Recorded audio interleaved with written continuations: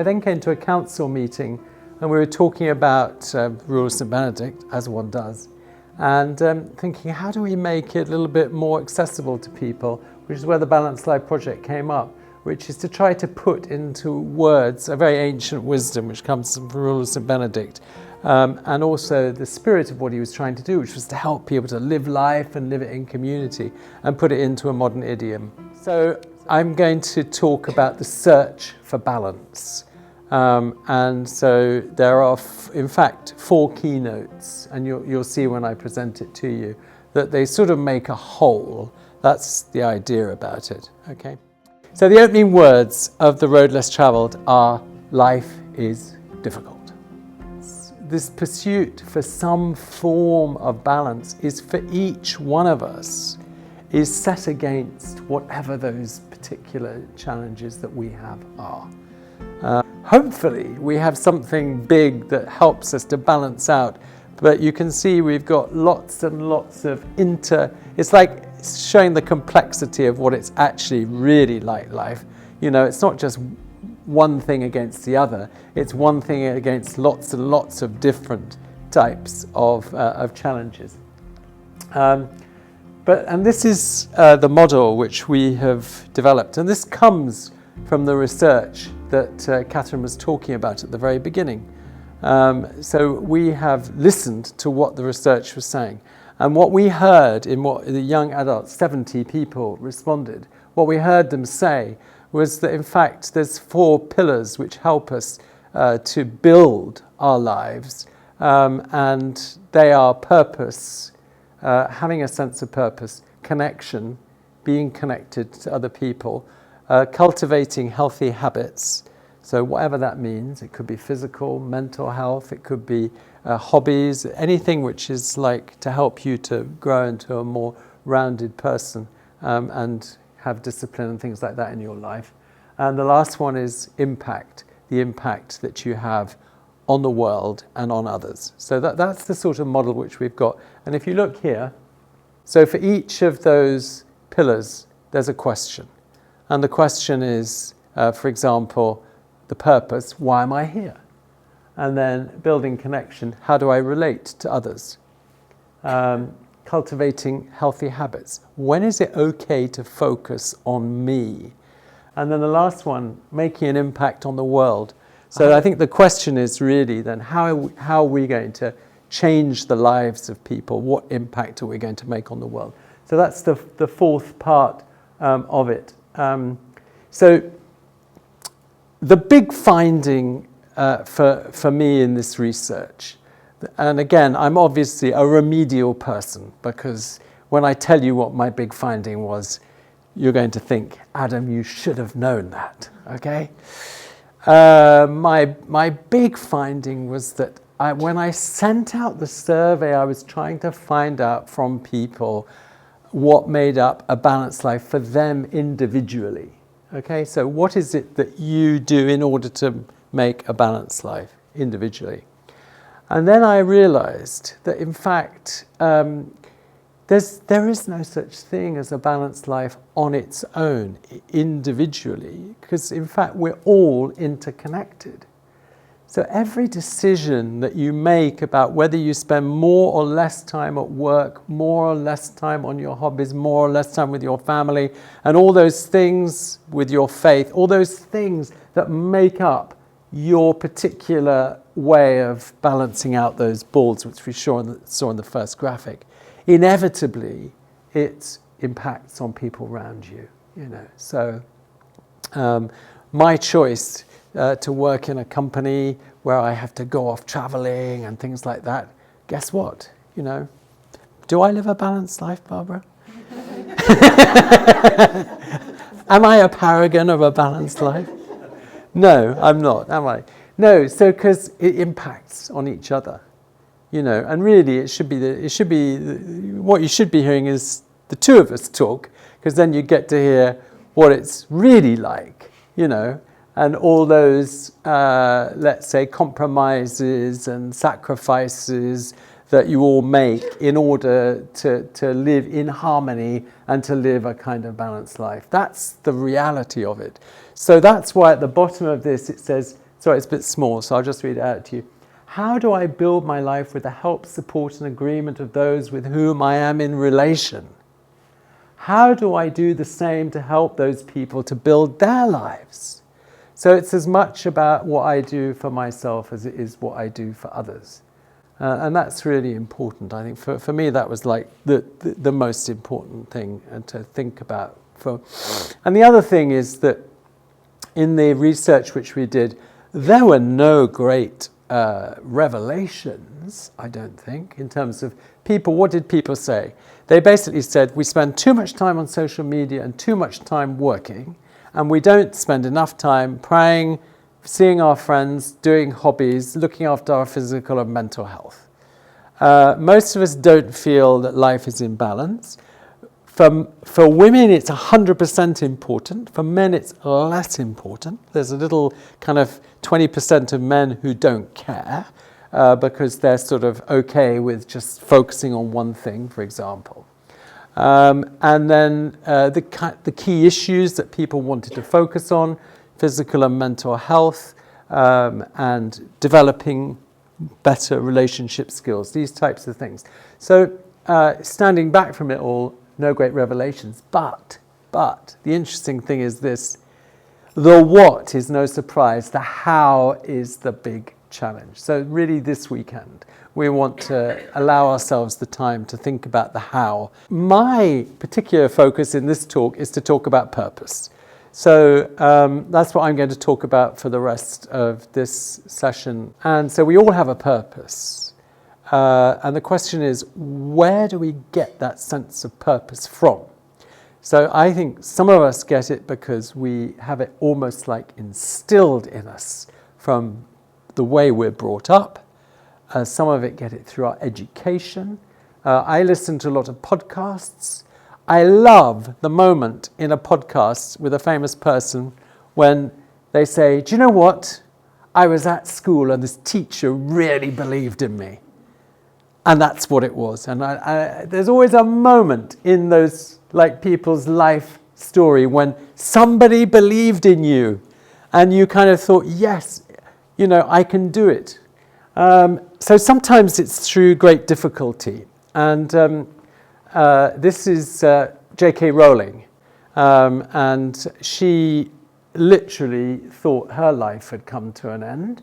And she was, as you know, famously sitting in the coffee shop of Edinburgh, writing out a book when she was with a child, lost her relationship, lost all her money, and was completely at rock bottom. And then she, in her commencement speech at Harvard, said, I got my sense of purpose from going down to that sort of low level. And sometimes it's something like that which really sort of makes us realize what it is that we're there for. I love Pope Francis. I think he's an absolute inspiration. And he's just brought out a letter. He called it Rejoice and Exult, Gaudete et Exultate. I saw a copy of it just there. And what he says to each of us in terms of purpose is that we all have a purpose which is important. And he says to be holy. Of course, that word there, remember what I said about words that immediately set up a reaction. Now, if I say to you, you are holy, the likelihood is you're going to think, Adam, you're not on this planet. I'm far from holy. I can think of many adjectives to describe myself, but holy is not one of them, okay? Well, that's not what Pope Francis thinks. He thinks that every one of us is called to be holy. And guess the way that he thinks that we're all going to achieve this holiness is? It's through doing a good job. It's about caring about the environment. It's about living relationships with kindness and things like that. It's all those very basic things. And he says that is holiness. So he's a great inspiration. And the last one is Steve Jobs. So if anyone in the tech world, this guy obviously still, though he's dead, walks on water. He was the guy who invented Apple, got fired, then got brought back in again, and then basically recreated Apple. And, you know, we've all got the iPhone and the iPad and the iPod and all those things. They were all his genius. And so he says listen to your own inner voice. Okay? And he says, don't let other people's opinions drown. For me, this is the how of purpose. That's why each one of us, it's listening to your inner voice. And that's what Steve Jobs said. Just listen to what it is that you can do, you know. Forget about everybody else. Just what is it that I can do? And so I'm going to share with you 3 personal things about discerning purpose by listening to your inner voice. Okay?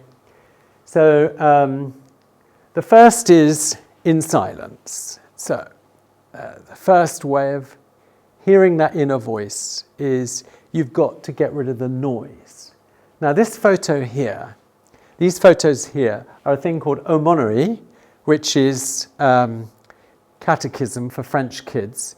I did it for 7 years in France, thanks to Catherine, because age 11 she said, Dad, I don't want to go to that. I'd like someone I know to be actually there. So I did aumônerie. And this is Lizzie there. Can you see Lizzie? Right. And this is Lizzie there. So Lizzie's our middle daughter. And these are her friends. Now this little group of people, Lizzie got together for aumônerie. And so she said, Dad, we want you to be the person. Every Saturday morning we went to the Fisher's house, and this was her friends. And it was like our very special time. So at the beginning of the year, I said to them, we're going to three or four things we're going to do in this catechism. We're going to have fun. We're going to read the Bible. We're going to discover the value of silence. This was to 11-year-olds. Okay? So every week, with the kids, I say, right, we're going to have our silent time now, kids. And every single week, they burst out laughing and could not survive in the silence at all. Every week. So I am failing, this is getting nowhere. I'm not a good catechist, this isn't working, I kind of had this plan. So March came. This was 6 months into it. They had been particularly loud and rumbustious the week before. And so I didn't even propose a time of silence. I thought, let's just forget this. I've, obviously failed in this. In any case, there was a little voice that came from one of these kids and said, Mr. Simon, Monsieur Simon, even though I told them they could call me Adam. Mathieu knows, very formal in France, okay. Monsieur Simon, haven't we forgotten our time of silence?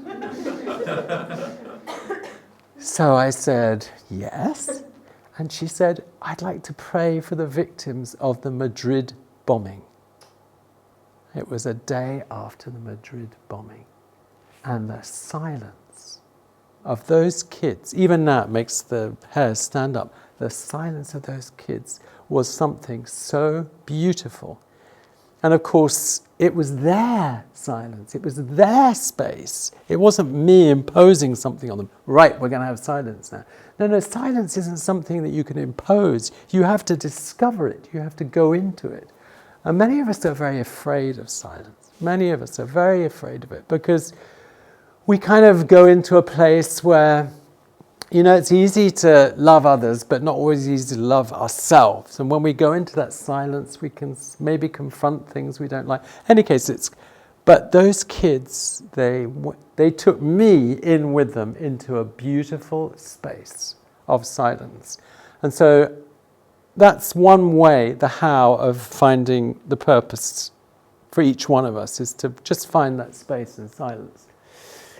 So the other way that I share with you is, I think in many ways, it's probably one of the most underestimated wonders of the world, which takes place every morning, will take place tomorrow at 8:15 here, and which we kind of take for granted a little bit. And it's called the dawn. And the dawn is an amazing thing. Every day the sun comes up. Have you ever just stood there and waited for the sun to come up and had that magical moment when suddenly you see the sun, that little first sign of it, and then very quickly, it comes up. So this is the cathedral about 4 or 5 minutes before dawn. Okay, this is the cathedral at dawn. It was just spectacular. So I call this in the fleeting radiance of the present moment. There is something so beautiful, and one of the things that we can do by like going and watching the dawn, or in many things, it could be listening to music, or it could be going to see a beautiful painting or something like that, is that we go into a beautiful, radiant moment. And then this is just after dawn. There. Gone. It's amazing. And so that's, for me, this is my second personal experience, is just to say, find those moments. If you want to find out more about like who you are and what's important, is to find those moments of fleeting moments of beauty when you can literally feel the beauty of the world. Okay. And the last one, and probably the most important one, is just in the quiet of your heart. So this is Worth Abbey. Those of you who have been brought up going to Worth Abbey will know exactly what that is. It is the church at night, lit up, and there's just one single light onto the altar, and it's very beautiful, and you go in there and you sense an amazing presence when you go in there. So I was a novice at Worth back in 1983, and I was there for 6 months. It was probably the hardest time in my life, I would say, in many ways. I realized quite soon after going in as a novice that this probably wasn't the life for me. But I had to work out in my mind why. I hadn't met Barbara at that stage. But God had a different destiny for me somewhere out there. Any case, it was a very difficult time. And what happens when you're a novice in a monastery is that it's very deliberately done. You have lots of things taken away from you. I had no meaningful work to do. I had a degree in history and I was cleaning up leaves and stuff like that. We were taken away from our families. We were thrown into the community, and it's meant deliberately to work out whether you have a vocation or not, because no one really knows until they go in and try out. So I was trying it out, and there we are.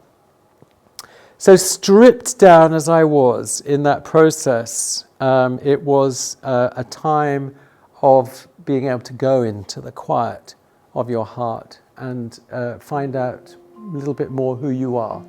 Not always, as I say, not always easy, but this was a very beautiful moment I'm sharing with you when just in a moment of quiet, of prayer, this word from the Psalms came to me, and it is there. It was you created my being, knit me together in my mother's womb. I thank you for the wonder of my being. I thank you for the wonder of my being. So I think that all of us have a purpose, and the purpose is just to be there and to be loved and to be known, and that occasionally you may get a sort of glimmer of that. But you need to allow yourself the time to retreat a little bit like we are today, and to go into a bit of silence and into the quiet of your heart. And then hopefully some sort of sense of your connection to each other and our connection to God can come through. That's my hope for each person, and I think it's sits at the heart of purpose as to why we're here, is that, basically that's it. I thank you for the wonder of my being. Just think about what that word is saying. I thank you for the wonder of my being. It's extraordinary that I'm here alive on this planet, and it's extraordinary I've got this life.